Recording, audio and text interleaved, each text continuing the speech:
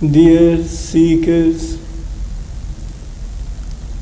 I am extremely happy to be here with you. I am extremely happy to be at this center.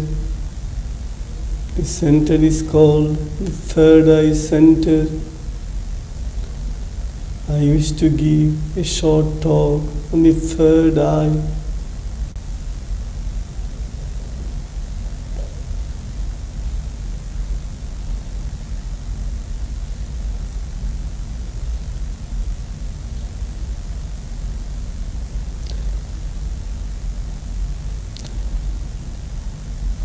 I used to invoke the third eyes of all the seekers here.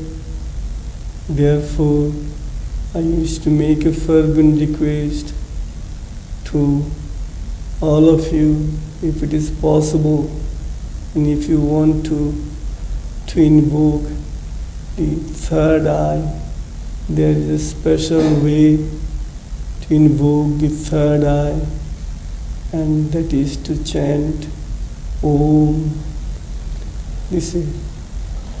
We have 6 major centers. The third eye, each center has a secret and sacred seed name. Third eye has the secret and sacred seed name. Seed name is Om. Before I give a short talk, I wish the seekers to join me to chant Om 3 times.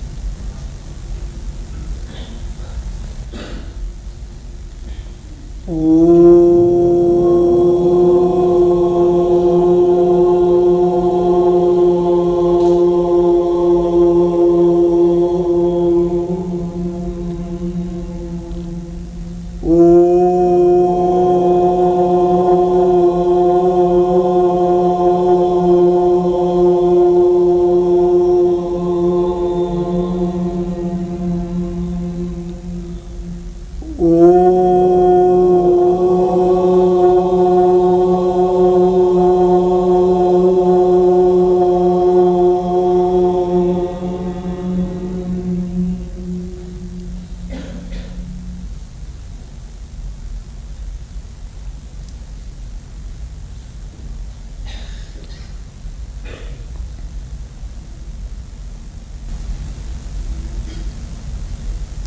Om is a Sanskrit word.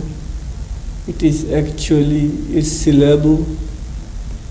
It is the combination of 3 letters, A-U-M. A represents God the Creator. U represents God the Preserver. M represents God the Transformer. There was a time when the seekers felt that God the Creator needed God the Preserver, and God the Preserver, when necessity demanded, would need God the Destroyer. But in the spiritual process of evolution, the seekers of the highest magnitude have discovered that God does not destroy, He only transforms anything that is unlit, obscure, impure in us, transforms it into purity, beauty, and divinity. So, when we chant Om, we at once invoke God the Creator, God the Preserver, and God the transformer. The third eye is located between the eyebrows, a little above. This is the place. This eye is also called the commanding eye. It commands. It commands our past, immediate future, and distant future. Or you can say past, present, and future is at its command, is the commanding eye. The third eye, when it envisions the past, it feels, it sees the beginning of humanity's evolution. And then when it enters into the present, into the immediacy of today, it sees the capacity and receptivity of humanity.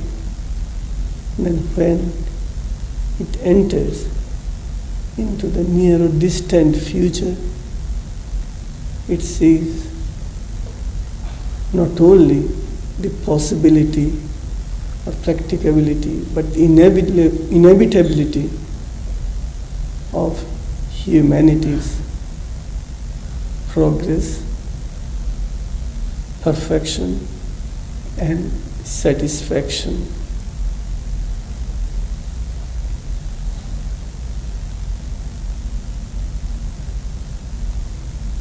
There are quite a few ways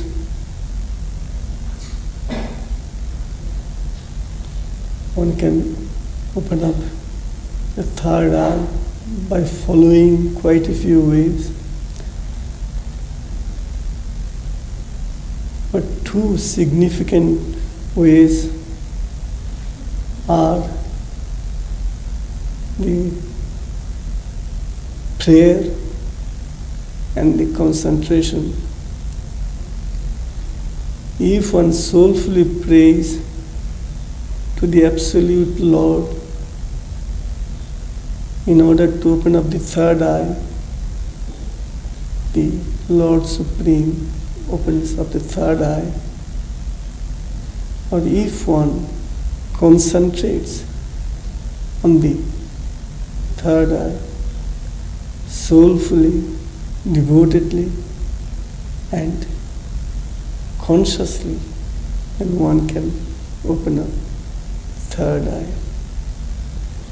But I must say that here the seeker has to depend 99% on the divine grace. Otherwise, the sincere effort one cannot make. Although one wants to become sincere, sincerity does not come to the fore all at once. It takes very, very long time. Therefore, in spite of being insincere, the seeker can open up the third eye. Here, sincerity means absolute oneness with God's will. There are some seekers who have opened up or opened before the third eye by, say, virtue of a dynamic will. But unfortunately, they have not purified the vital. When the third eye is open without being without having a purified vital, the third eye creates tremendous problem for us. The impurity of the vital enters into our vision, and then it blinds our divine heavenly vision, and it compels the human being at times to act like a mad elephant. The third eye for the sincere seekers, advanced seekers, and the seekers who have totally surrendered to God's will is a veritable blessing. If a seeker of that type has opened up his third eye, then this third eye is a great boon. But if the seeker has still earthly desires to be fulfilled, then it is nothing but a curse. There are many seekers who have made considerable progress before the third eye was opened. And then, when the third eye is opened, on the strength of their eagerness, not on the strength of their surrender to God's will, their progress stops almost immediately.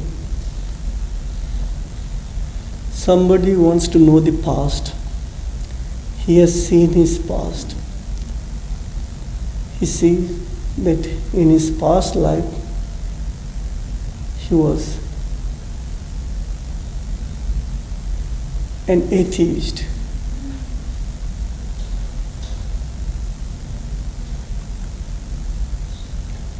Despondency assails him.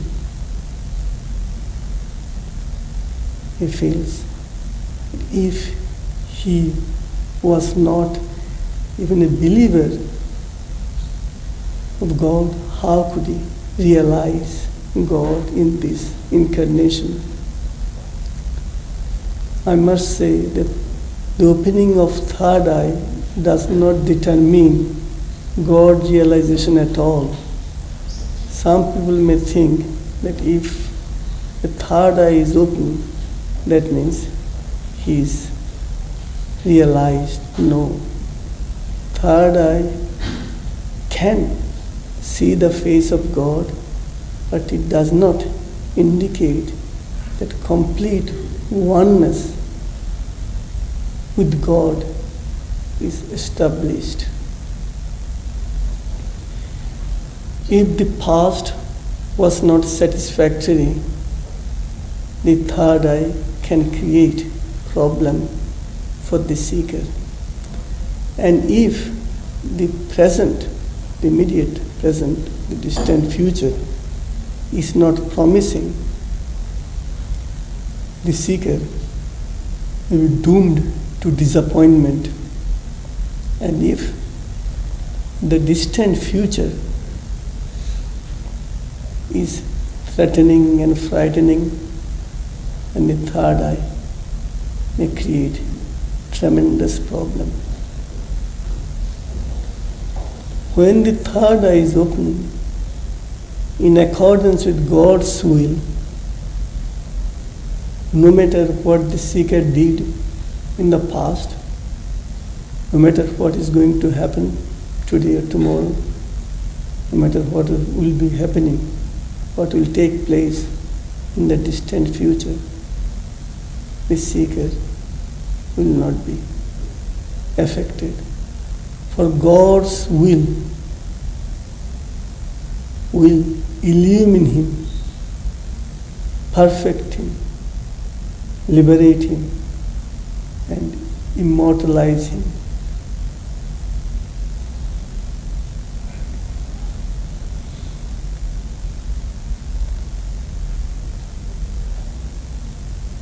The easiest and the safest way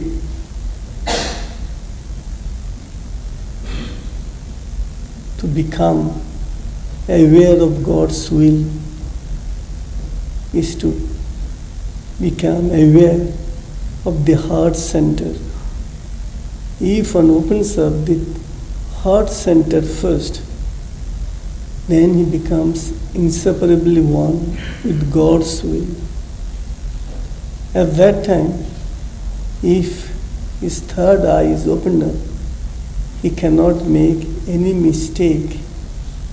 His past, his present or future cannot create any problem for him. The happenings of the holy past or the immediate present or the ultimate future can no longer create any problem for him, for he becomes inseparably one with God's universal vision and transcendental reality. Inside God's universal vision and God's transcendental reality, all the things that he sees, feels, and grows into can be perfectly housed without any problems whatsoever.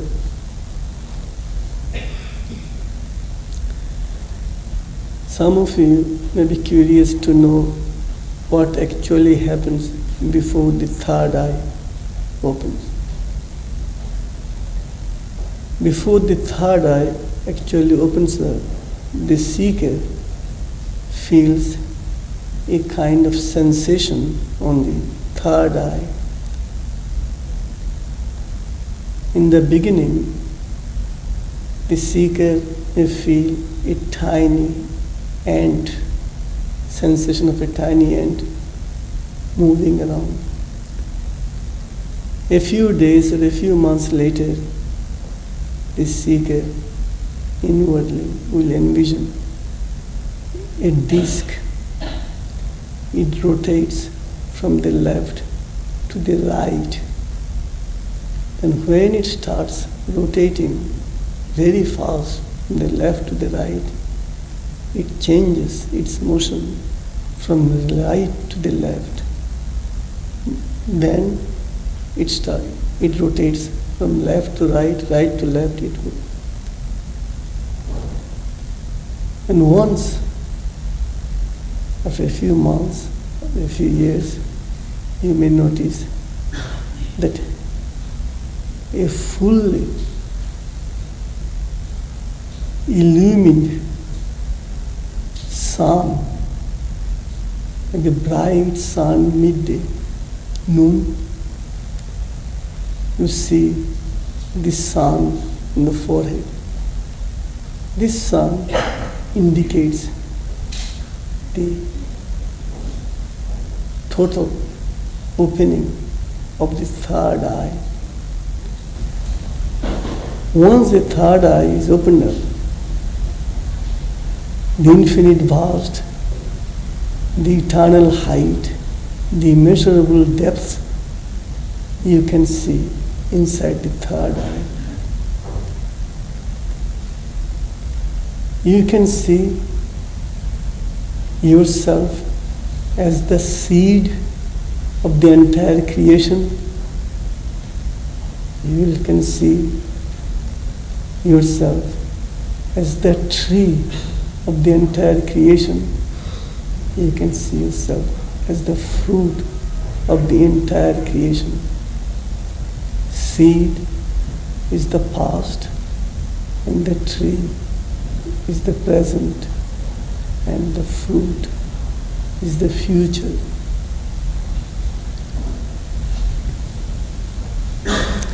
There are some spiritual masters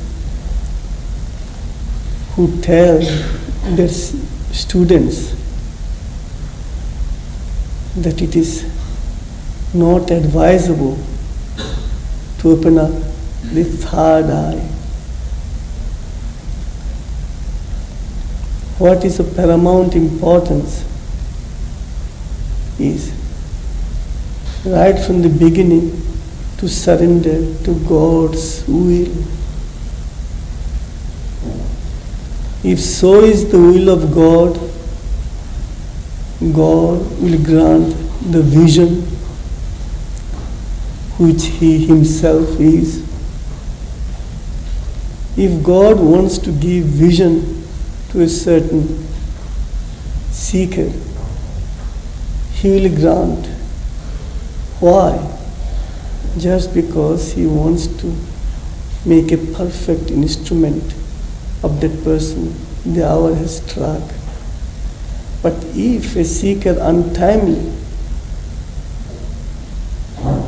pulls the reality or the vision reality of the third eye, it will create tremendous disaster for the seeker. On the one hand, the third eye is the eye of illumination for the sincere seekers. On the other hand, for the curiosity mongers, the third eye is nothing but temptation. Here, third eye, I mean the opening of the third eye.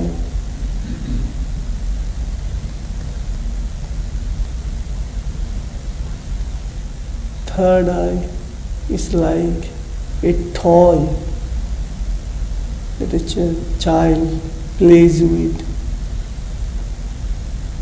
Then, after a few years, he gives up, does not play with toys anymore.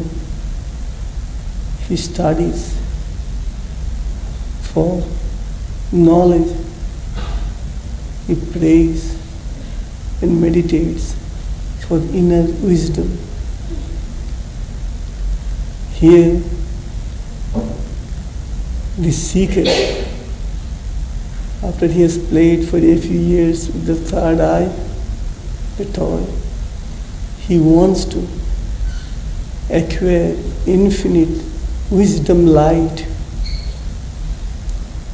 This wisdom light he gets on the strength of his constant surrender to God's will and by virtue of his inmost cry.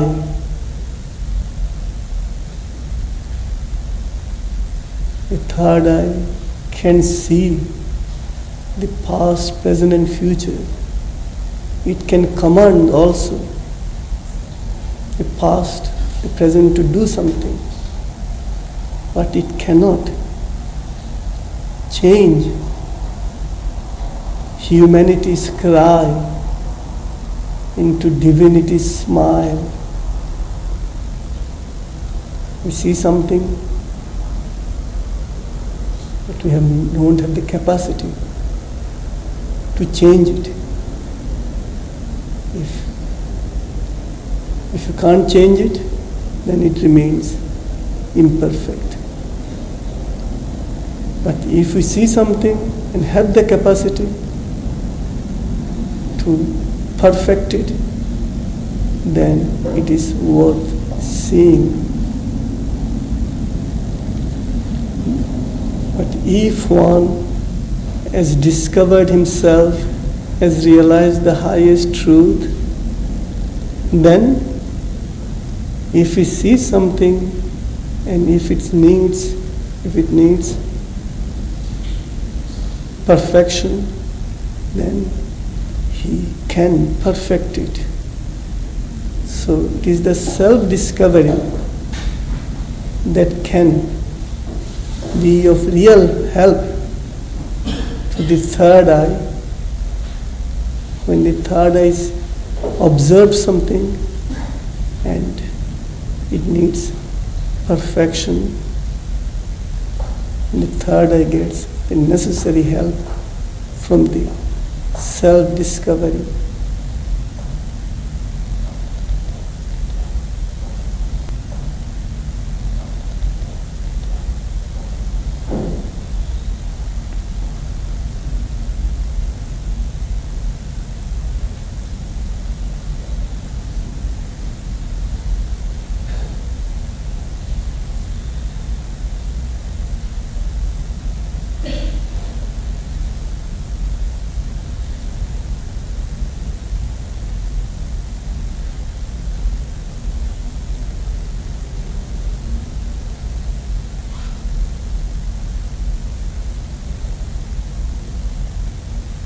two earthly eyes, human eyes, are side by side together, but they cannot see each other.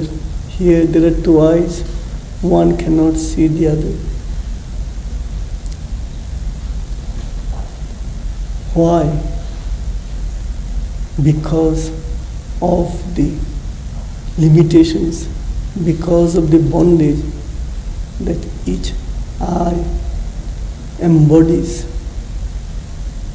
the nearest thing it cannot observe. But if we stand in front of a mirror, then we at once see both the eyes at our sweet will, and we see how one helps the other. Similarly, when we stand in front of our highest reality, God, and see God with our third eye, then only the life, human life, reaches its acme, perfection. Otherwise, the third eye will see that it will not offer any satisfactory result, abiding satisfaction to the seekers of the ultimate truth. But if it sees God, if it sees infinite truth, light, and if it can embody all the time God's divine presence, and if it can feel God's universal reality inside its vision, then only the perfection of the opening of the third eye takes place.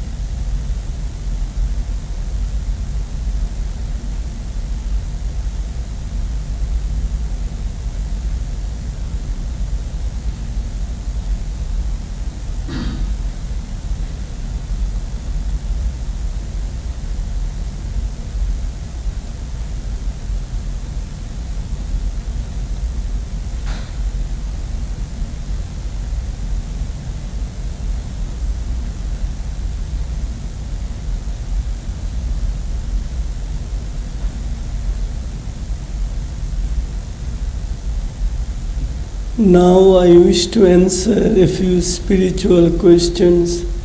I wish to be of dedicated service to all of you, but I used to make a sincere request to you that I shall accept only spiritual questions in your life of aspiration. If you have any question, please ask me. I shall be of devoted service to your life of aspiration. Spiritual question, please. Would you kindly raise your hand?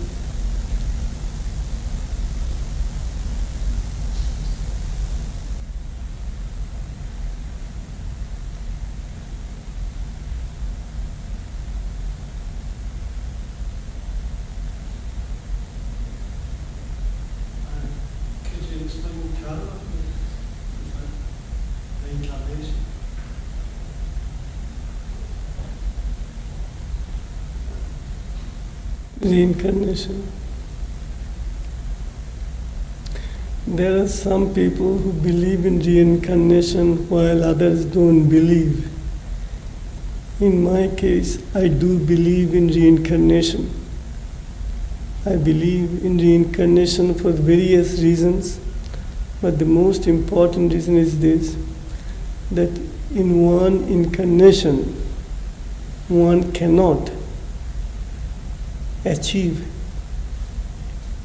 everything or the highest thing. Suppose you had a desire at the age of 4, and that desire may take 40 or 50 years for its fulfillment. An ordinary earthly human desire can take 40, 50 years before it is fulfilled. Now this is the world of desire. Here we are dealing with the world of aspiration. Aspiration deals with infinity, eternity, and immortality. So if one wants to realize the infinite consciousness within him, or the eternal reality within him, or the immortal vision within him, naturally it will take many, many years. Therefore, the seeker will need quite a few incarnations. Now, each incarnation is a forward march. It is like a rung of a ladder, spiritual ladder. Each incarnation for a seeker is a great opportunity to realize the highest, to reveal the highest, and to manifest the highest. Each incarnation is an opportunity, and it is through the process of reincarnation that we ultimately reach our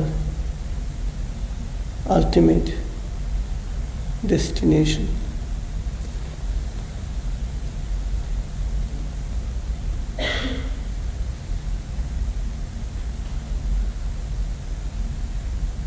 Next, please.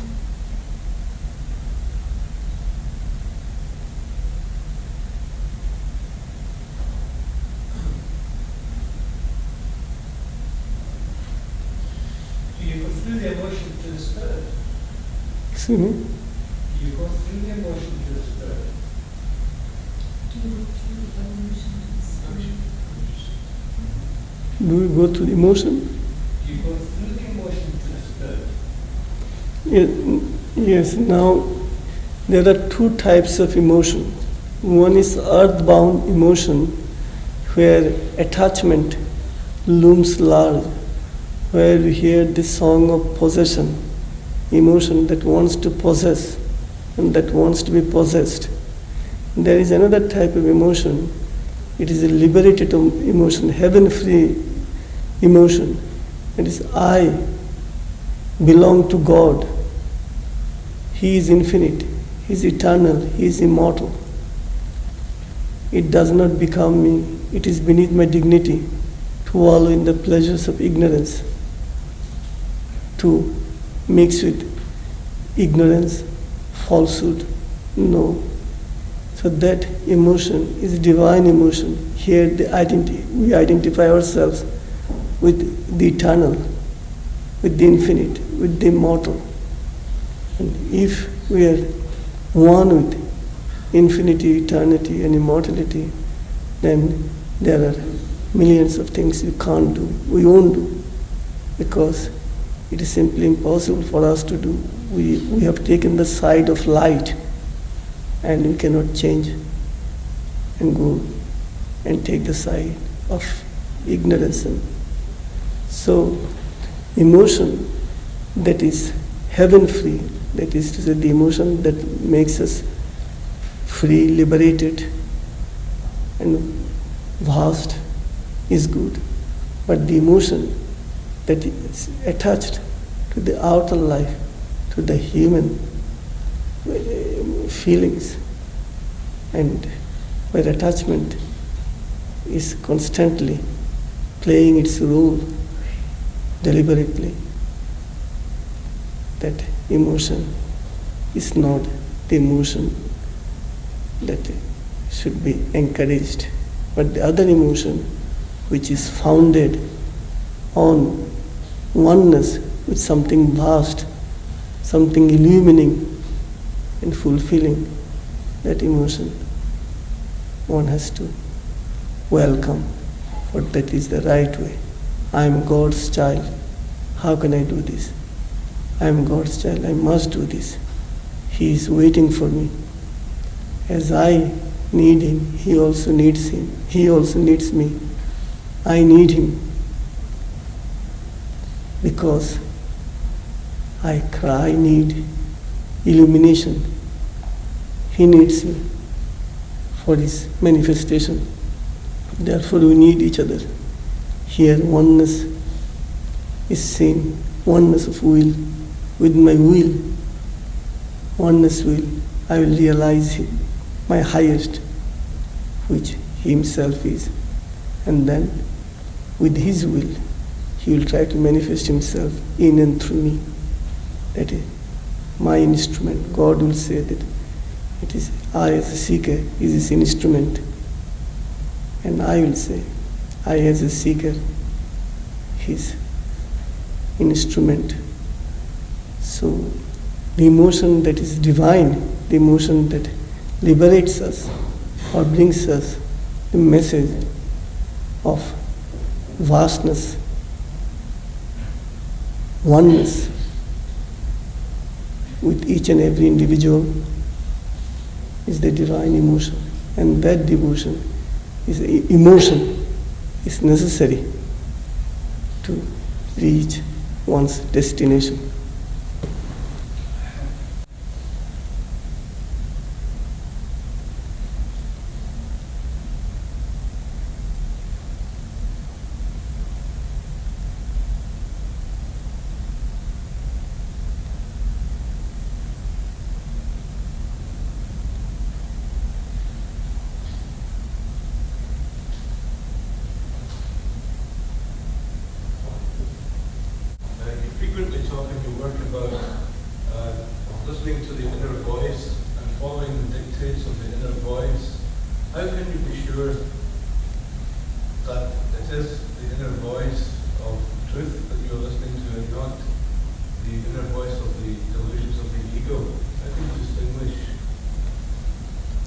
Yes.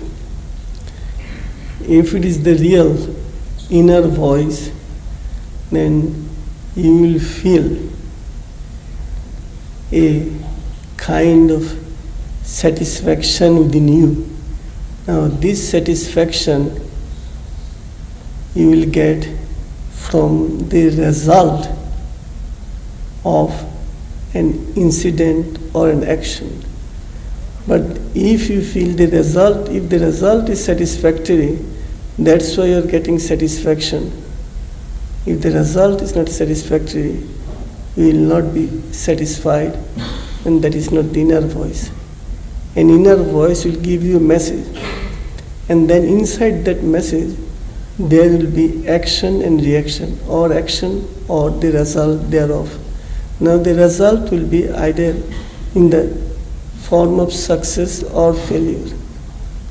But if you can take both success and failure, whatever will come, with the same type of cheerfulness, then it is the inner voice that you are getting. Otherwise, sometimes it will be mental hallucination, vital delusion.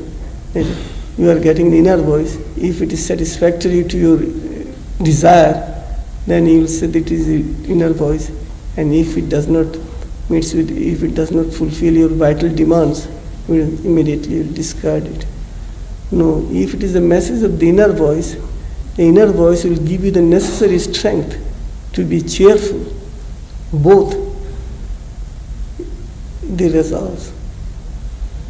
Results will come in one form, either in the failure or success, and you will be able to identify yourself with the failure to such an extent that failure itself is not a failure, it will be an experience. And if it is a success, you will identify yourself with success, not as something to boast or to glorify yourself, but it is an experience that God wants to give you. So, if you are able to assimilate the results in a divine way, and from the results you are able to proceed onward towards your destination, ultimate goal, then it is the inner voice, the dictate of the inner voice. Otherwise, it is like working, it is like the action of an opportunist. You are waiting only for the opportunity. If it is satisfactory, you accept it. If it is dissatisfactory, unsatisfactory, then you discard it, reject it. That will be wrong. Inner voice only fulfills God's will. The inner voice is the messenger. It only brings the messages directly from above, and whatever the message is brought down by the inner voice, the seeker must accept it cheerfully and soulfully. Then the seeker is bound to know that it is from the highest authority that the message has come down. So if one really loves the highest authority, no matter what the authority gives, one has to be satisfied with it. But that is the only way to become inseparable with the highest authority, the author of all good.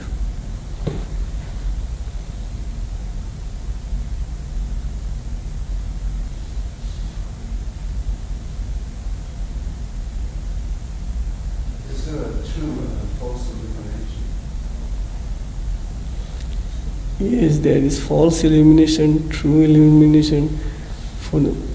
If it is true illumination, if it is real illumination, then one is bound to have universal oneness with God's entire universe, if it is proper illumination. But if it is false illumination, then one will see oneself as the only reality, and the rest of the world will be to him a false reality. He is the only one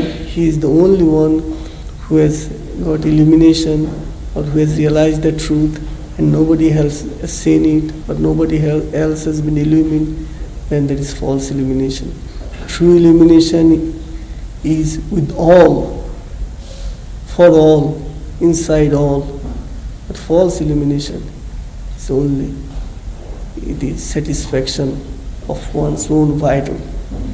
I am the only possessor, the rest are all beggars. I have everything, the rest are all beggars. That is false illumination. Here one is aggrandizing one's ego. Whereas when one sees oneself inside everyone and sees that everybody is inside him and he is inside everyone, that is universal oneness, that is true illumination without fail. Om